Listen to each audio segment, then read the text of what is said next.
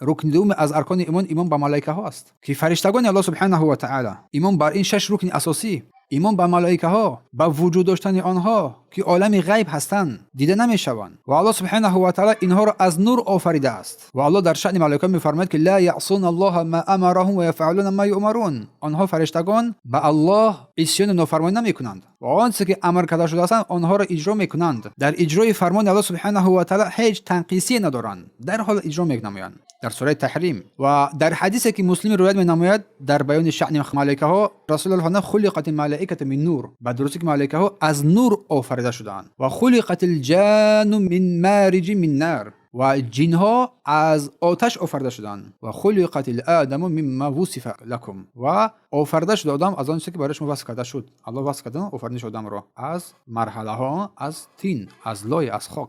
پس ملائکه ها بندگان مقرب درگاه الله سبحانه و تعالی هستند. جبرائیل موکل به وحی، میکائیل مسئول باران و رزق، اسرافیل موکل به صور. و در بعض روایات هست اسرافیل یک از ملائکه هایی که عرش الله را میبردارد، از 4 نفری که هستند.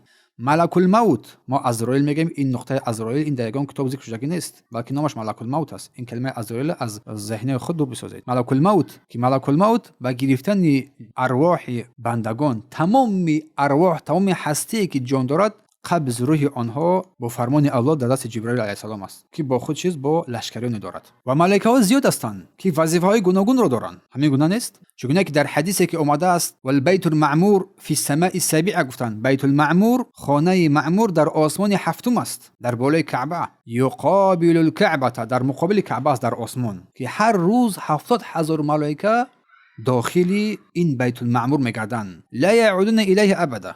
70,000 ملائکه داخل این میگردن و هیچ گاه دیگه بسیار بار باز نمیگردن، هر روزه. پس لشکر الله سبحانه و تعالی را بین. روایت بخاری و مسلم است. پس ایمان به فرشتگان، ایمان به وجود آنها، به صفات آنها، به وظیفه های آنها، اینم از رکن های چی است؟ 6 گانه ایمان است. ایمان به وجود الله گفتیم اول، با اقرار با ربوبیتش، با الوهیتش، با اسما و صفاتش. ایمان به فرشتگان، اعتقاد به وجود آنها که آنها از نور آفریده شده هستند، مسئولیت دارند، معصیت نمیکنند الله را، وظیفه خود را اجرا میکنند با تمام کمال.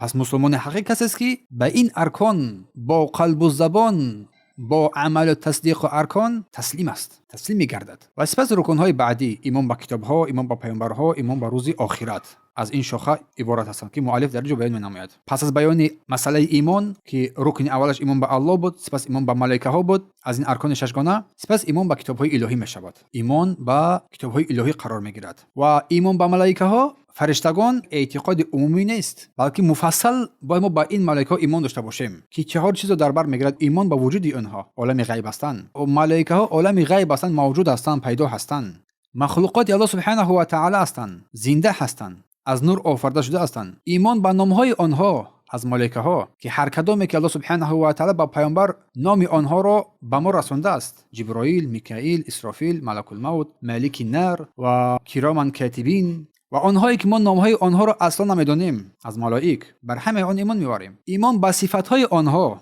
صفات ملائکه ها. مثلا پیامبر صلی الله علیه و آله گفتن جبرائیل را دیدم که 600 بال داشت تا تمام افق را در بر گرفت. بالهای آن از نور بود. جبرائیل از زبرجد و از این گونه چیزها الله اون را آفریده بود. رنگ‌های گوناگون با رنگ‌های گوناگونه. و ایمان با وظیفه‌های این ملائک همچنین که جبرائیل وحی الهی را می‌آورد، میکائیل ملائک باران و رزق است، اسرافیل دمیدن سور است، ملک الموت گرفتن قبض جان ارواح مردمان است، کرامان کاتبین که اعمال بندگان را می‌نویسند، و غیر از ملائکه که چیز وظیفه خود را دارند. پس ایمان به ملائکه، ایمان به وجود آنها، با نام‌هایشان، آن نام‌هایی که می‌دونیم نمی‌دونیم، با صفات‌هایشان، وظیفه‌هایشان.